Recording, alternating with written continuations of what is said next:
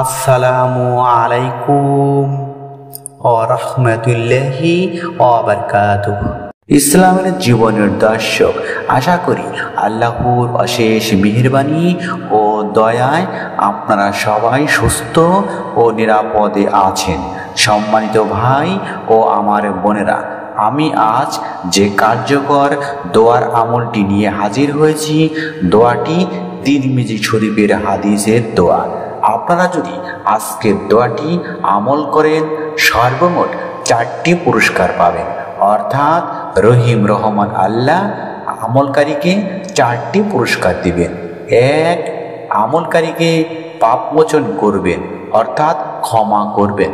2, আমলকারীর উপর রহমত করবেন। 3, আমলকারীর এই আমলটি করার বদৌলতে সহজ সরল পথে পরিচালিত করবেন। 4, আমলকারীর রিজিক বৃদ্ধি করে দিবেন। সুবহানাল্লাহ। ভাই ও আমার সম্মানিত বোনেরা, এখন আমলের কথায় আসি। রাসূল সাল্লাল্লাহু আলাইহি ওয়াসাল্লাম বলেছেন, আল্লাহর বান্দা যখন নামাজের মধ্যে থাকে ঠিক তখনই আল্লাহর খুব সন্নিকটে অর্থাৎ কাছে থাকেন। আজকের আমলটি নামাজের মধ্যেই আমল করতে হবে। সর্বপ্রথম আমলের দোয়াটি জেনে নিন।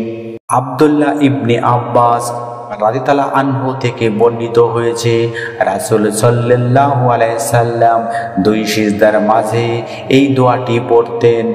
আল্লাহুম্মা মাগফিরলি ওয়ারহামনি ওয়াজবুরনি ওয়াহদিনি ওয়ারজুকনি। অর্থ, হে আল্লাহ, আমাকে ক্ষমা করুন, আমার উপর রহম করুন, আমার প্রয়োজন পুরো করে দিন, আমাকে সঠিক পথে পরিচালিত করুন এবং আমাকে রিজিক দান করুন। তিরমিজি শরীফের হাদিস নং 284। সম্মানিত মুসলিম ভাই ও আমার বোনেরা, এখন আমলের নিয়ম বলে দিচ্ছি, মন দিয়ে শুনবেন।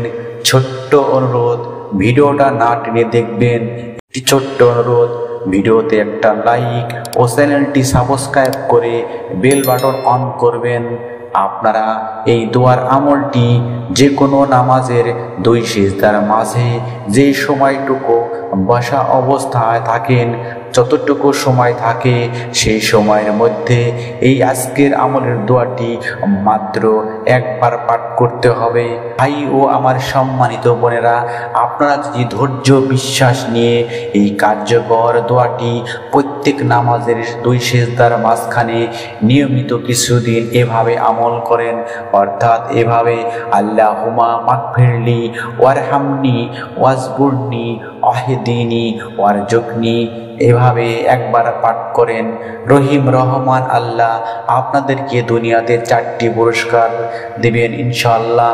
মনে রাখবেন, সালাম ফিরানোর পর মোনাজাতের আগে অবশ্যই রাসূল সাল্লাল্লাহু আলাইহি সাল্লামের উপর দরুদ ইব্রাহিম বা যে কোনো একটি দরুদ শরীফ 7 পাঠ করার পরই আল্লাহর কাছে আপনাদের সর্বপ্রকার চাওয়াগুলো ফরিয়াদ করবেন।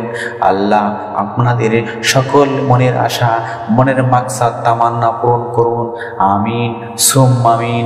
আসসালামু আলাইকুম ওয়া রাহমাতুল্লাহি ওয়া বারাকাতুহু।